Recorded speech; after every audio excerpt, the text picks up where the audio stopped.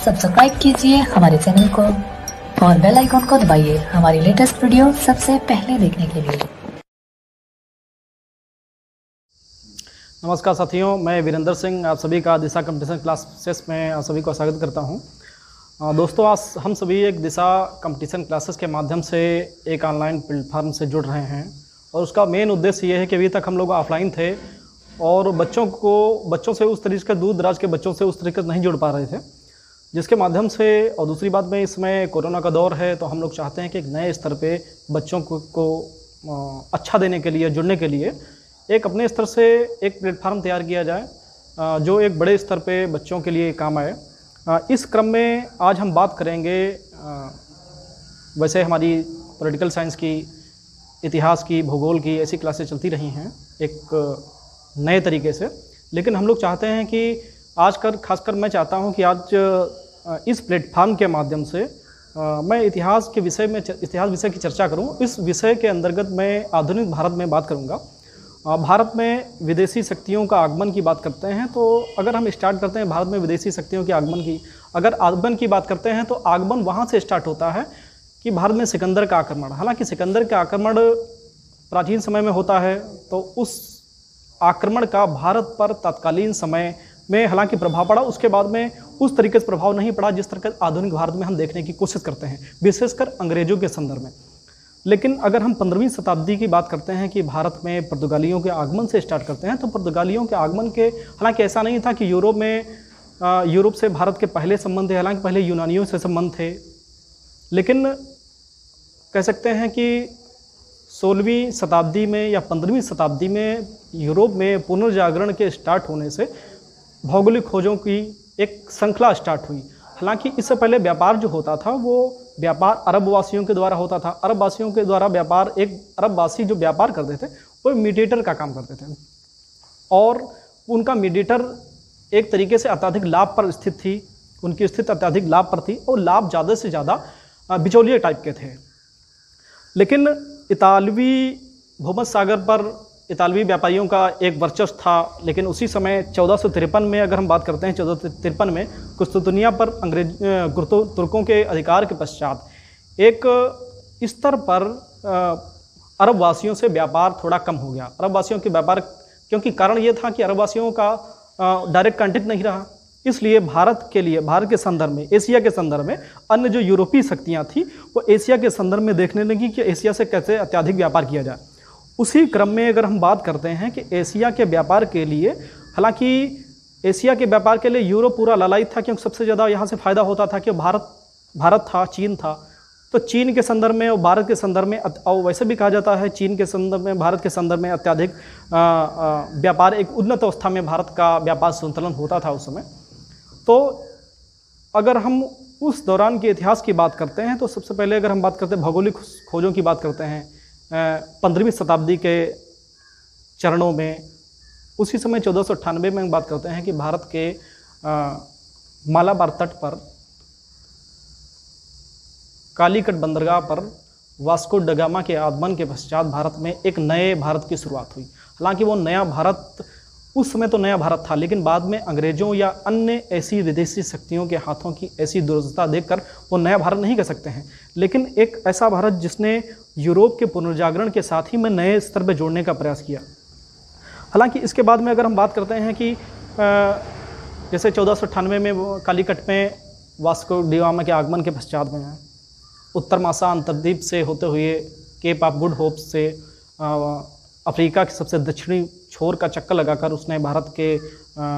स्तर पे आगमन किया। तो आगमन वो ऐतिहासिक आगमन था कि ऐतिहासिक आगमन इस संदर्भ में कह सकते हैं क्योंकि ऐतिहासिक आगमन भारत में पुर्तगालियों ने एक यूरोप को जोड़ने का प्रयास किया। यूरोप उससे प्रत्यक्ष संपर्क में आया। उससे पहले हालांकि यूरोप प्रत्यक्ष संपर्क में भारत में नहीं था, भारत की जो वस्तुएं थी यूरोप में जाती थी, यूरोप अत्यधिक उन लोगों को लाभ होता था। उसी संदर्भ में पुर्तगालियों के पुर्तगाली राजा थे, उन्होंने एक मिशन के तौर पर वास्को ड गामा को भारत में भेजने का प्रयास किया। हालांकि भारत जब 1498 में वास्को ड गामा भारत आया तो उसका बहुत बड़े स्तर पर लाभ हुआ। कहते हैं कि एक काली मिर्च के व्यापार से, यानी कि मसालों के व्यापार से उसने लगभग 40 गुना पैसा कमाया। हालांकि उसका आगमन 1502 में भी आया, हुआ, 1502 में जब उसका आगमन हुआ तो उसका मुख्य रूप से व्यापारिक उद्देश्य था भारत में व्यापार करना।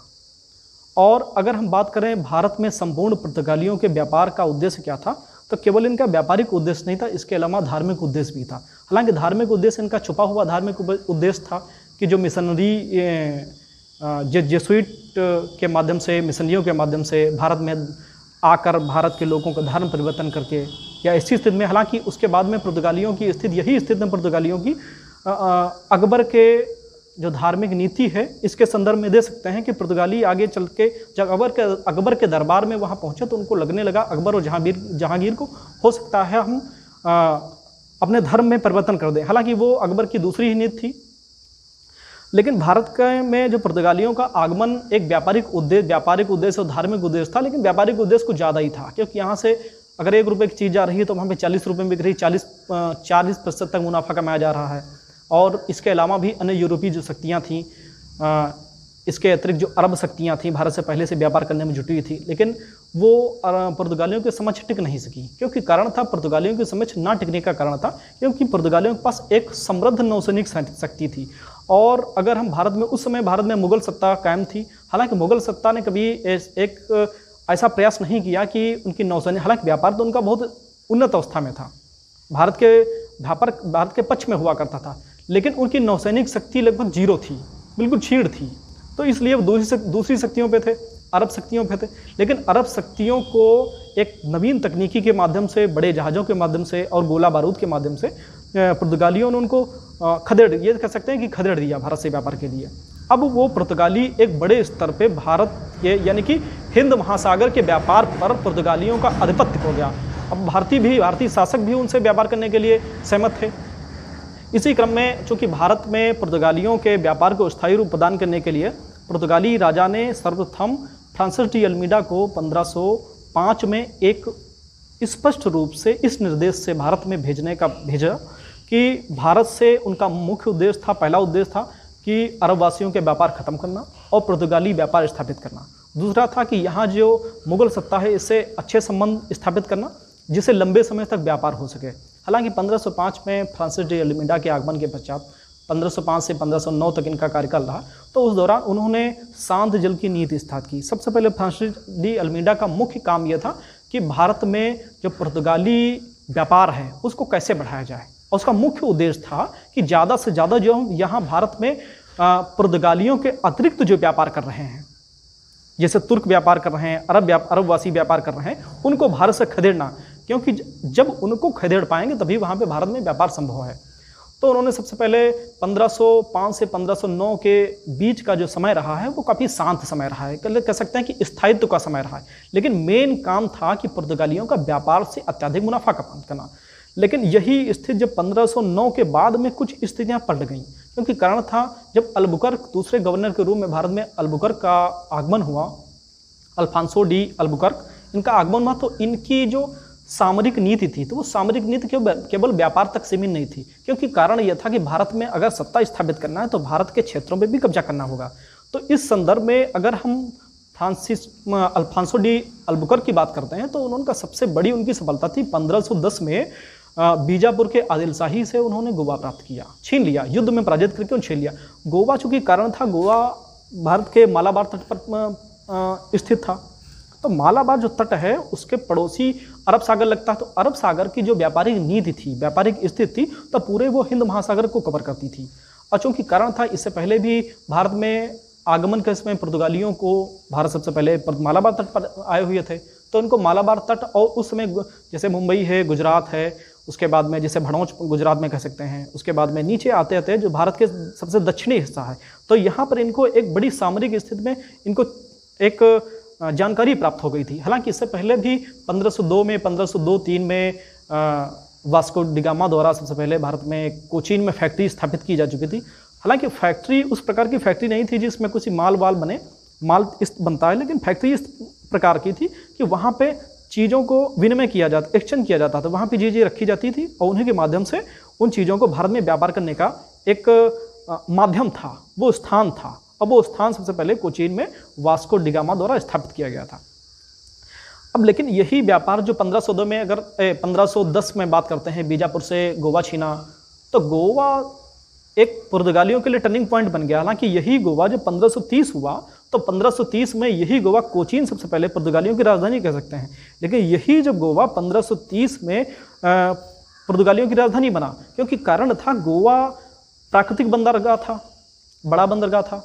और यहाँ से दो प्रकार की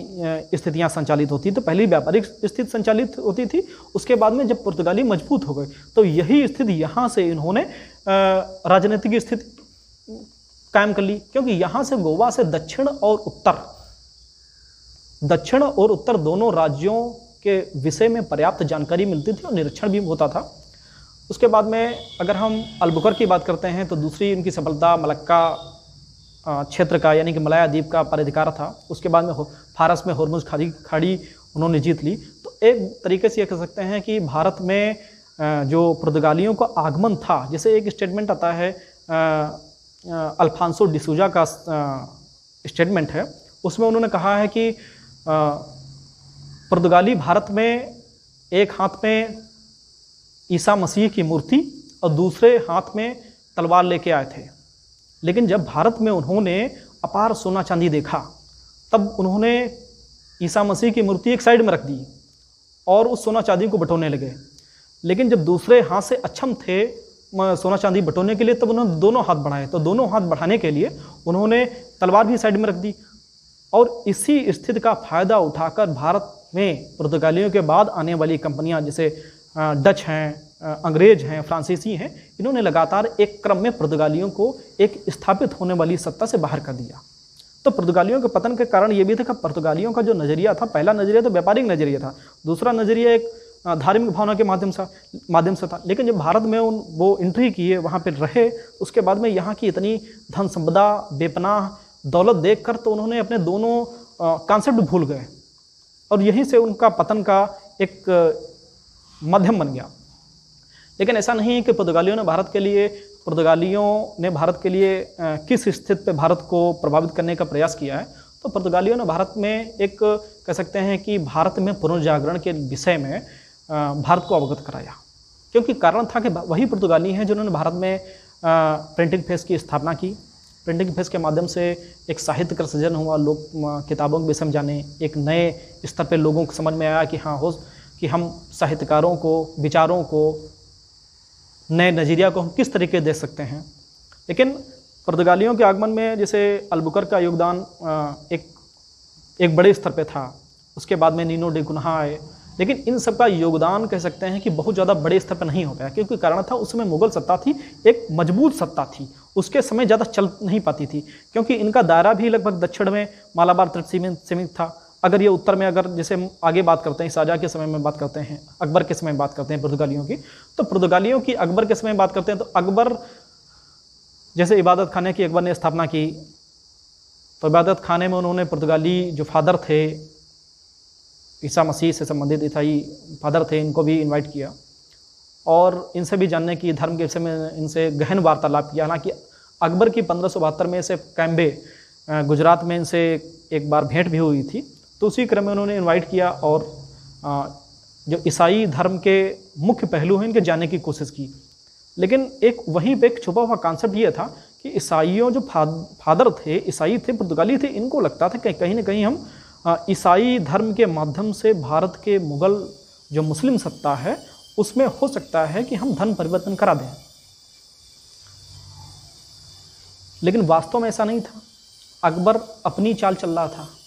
अकबर को आवश्यकता थी कि भारत का व्यापार मजबूत करने के लिए और भारत के लिए पुर्तगालियों के जहाज प्रयोग करने के लिए हमें इनको इमोशनली लेना पड़ेगा, क्योंकि तभी तो हम व्यापार कर पाएंगे। और दूसरा कारण था कि भारत में उस समय तक पर्याप्त रूप से गोला बारूद का व्यापार नहीं हो पाया था, और गोला बारूद भी उनकी आवश्यकता थी, पुर्तगाली बंदूकों की भी आवश्यकता थी, क्योंकि सेना की आवश्यकता थी। तो उनका अकबर का महत्व, अकबर जहांगीर, आगे कह सकते हैं शाहजहाँ, लाइक शाहजहाँ के संबंध में पुर्तगालियों के संबंध बहुत कटु हो गए। पुर्तगालियों को शाहजहाँ ने हुगली में मार भगाया। तो कह सकते हैं कि पुर्तगालियों के जो संबंध थे वो एक तरीके से दोनों को एक अलग स्तर पे, दोनों को चाहे मुगल सत्ता की तरफ से नज़रिए से देखें तो मुगल सत्ता इनको अपने स्तर से यूज़ कर रही थी कि इनको बंदूकें चाहिए थी, बारूद चाहिए थी, उसके बाद में जो जहाजरानी व्यवस्था, नौ परिवहन व्यवस्था का यूज़ करना था, क्योंकि कारण था पुर्तगाली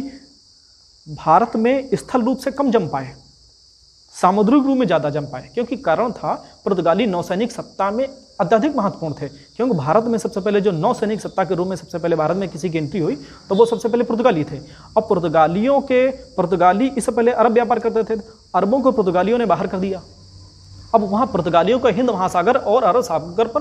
पूर्ण प्रभुत्व स्थापित हो गया था। अब वो स्थापित था वो भारत में मुगल सत्ता के व्यापार के लिए तो महत्वपूर्ण था, क्योंकि कारण था कि मुगल सत्ता अगर व्यापार करना चाहती है तो पुर्तगालियों से मधुर संबंध रखने होंगे, क्योंकि पुर्तगालियों ने एक व्यवस्था स्थापित की, कार्टेज व्यवस्था। कार्टेज व्यवस्था, पुर्तगालियों की कार्टेज व्यवस्था बहुत प्रसिद्ध हुई। हालांकि कार्टेज व्यवस्था भी कह सकते हैं कि पुर्तगालियों की लूट घसूट, भ्रष्टाचार, शोषण पर आधारित थी, क्योंकि पुर्तगाली जब हिंद महासागर या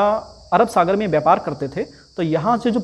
पुर्तगालियों के अतिरिक्त जो अन्य जहाज थे, तो कार्टेज व्यवस्था एक गोवा में वायसराय जो बैठता था उससे अनुमति पत्र प्राप्त होना था। ये अनुमति पत्र इस प्रकार का था, अगर हिंद महासागर या अरब सागर में कोई भी भारतीय जहाज या कोई और जहाज अगर व्यापार करना चाहता है तो अनुमति पत्र लेना होगा। अगर अनुमति पत्र नहीं लेता है, अगर कोई जहाज अगर और व्यापार करता है तो उसे या तो लूट लिया जाएगा या फिर पुर्तगालियों को कोई जिम्मेदारी नहीं होती थी। चूँकि कारण था, मजबूरी थी भारतीयों के लिए, भारतीयों की या किसी अन्य व्यापारी के लिए, क्योंकि कारण ये था कि पुर्तगाली एक बड़े स्तर पे नौसैनिक शक्ति बने हुए थे। अब इनको विच्छेदित करना भारतीयों की इतने जल्दी बस की बात नहीं थी, तो मजबूरी थी। तो यह भी कारण था कि पुर्तगाली एक तरीके से मुगल पुर्तगालियों का प्रयोग कर रहे थे, पुर्तगाली मुगल का प्रयोग कर रहे थे एक आंशिक दृष्टि से अकबर के समय में। हालांकि ये सिलसिला जहांगीर के समय में चलता रहा, लेकिन शाहजहाँ के समय में पूर्णतः नष्ट हो गया, क्योंकि शाहजहाँ बिल्कुल भी पुर्तगालियों को फूटी आंख से भी देखना नहीं चाहते थे। अगर उसके बाद में बात करते हैं, अलबुकर्क की बात करते हैं, उसके बाद में अगर हम बात करते हैं सब पूरे निचोड़ की बात करते हैं कि पुर्तगालियों के, हालांकि पुर्तगालियों के आगमन से भारत में जैसे प्रिंटिंग प्रेस की स्थापना हुई, आलू जैसे फसलें आईं, तंबाकू की खेती प्रारंभ हुई, तो पुर्तगालियों के आगमन से कृषि के क्षेत्र में तंबाकू की खेती, आलू की खेती, इसके अतिरिक्त अन्य चीज़ें हैं जो कृषि के क्षेत्र में विकास हुआ। हालांकि कृषि के क्षेत्र में उतना ज़्यादा विकास नहीं हुआ जिस तरीके से हम कह सकते हैं कि एक नवीन कुशल नौसैनिक शक्ति के लिए जितना ज़्यादा विकास हुआ, गोला बारूद का विकास हुआ, बंदूकों का विकास हुआ। कह सकते हैं कि भारतीय जो सेना में इससे पहले जो नज़रिया चलता था चतुरंगिनी सेना का, वो कॉन्सेप्ट धीरे धीरे ख़त्म हो गया। उसकी जगह पे अब बंदूकों का इस्तेमाल होने लगा, गोला बारूद का इस्तेमाल होने लगा। तो वो इस्तेमाल एक भारतीय सेना को हालांकि पुर्तगाली सेना से या कह सकते हैं विदेशी सेना से लड़ने में सक्षम बनाता। हालांकि आगे के दौर में पुर्तगालियों की विस्थापित जैसे 1687 के समय की बात करते हैं तो उस समय पुर्तगालियों का प्रभाव बिल्कुल ख़त्म हो गया। हालांकि इससे पहले स्टेटमेंट आया, स्टेटमेंट जैसे पुर्तगालियों की मुख्य व्यवस्था क्या थी, पुर्तगाली क्या करने आए थे। पुर्तगालियों का मुख्य उद्देश्य था व्यापार उद्देश्य था, पुर्तगालियों का मुख्य उद्देश्य व्यापार था। लेकिन धीरे धीरे उन्होंने जिसे बात करते हैं कि यहाँ पे उन्होंने मुसलमानों का सबसे ज़्यादा उत्पीड़न किया पुर्तगालियों ने, क्योंकि कारण था मुसलमान ही सत्ता में बने हुए थे, इसलिए उन्होंने टारगेट के रूप में ज़्यादा से ज़्यादा उनका उत्पीड़न किया पुर्तगालियों ने। और हालांकि इसके लिए उन्होंने, जैसे अलबुकर्क की बात करते हैं, उन्होंने भारत की सामाजिक व्यवस्था में दखल करने के लिए अलबुकर्क ने एक व्यवस्था स्थापित की जो पुर्तगालियों का हिंदू महिलाओं से विवाह करना, क्योंकि उसका मानना था कि जितना ज़्यादा अगर हम सामाजिक क्षेत्र में लोगों को हम जोड़ पाएंगे उतना हमारा साम्राज्य मजबूत होगा, हम यहाँ पे स्थायी रूप से बस पाएंगे। लेकिन उसकी जो मानसिक स्थिति थी वो उतनी कारगर सिद्ध नहीं हुई, क्योंकि कारण था भारत में पुर्तगाली मेन रूप से तो व्यापार करने आए थे, लेकिन उनकी छुपी हुई जो मिशनरी भावना थी और भ्रष्टाचार से परिलक्षित थी, भ्रष्टाचार से। क्योंकि कई उदाहरण मिलते हैं कि पुर्तगालियों ने मंदिर भी लूटे, महिला पुरुषों का एक जबरदस्ती धर्म परिवर्तन भी कराया, और यहाँ तक उन्होंने छोटे छोटे बच्चों को भी पकड़कर गुलाम बनाने की कोशिश की और बाजार में बेचने की कोशिश की। तो पुर्तगालियों की ये भ्रष्टाचार, लूट, इसी स्थिति के कारण से पुर्तगाली भारत में बहुत दिनों तक जम नहीं पाए।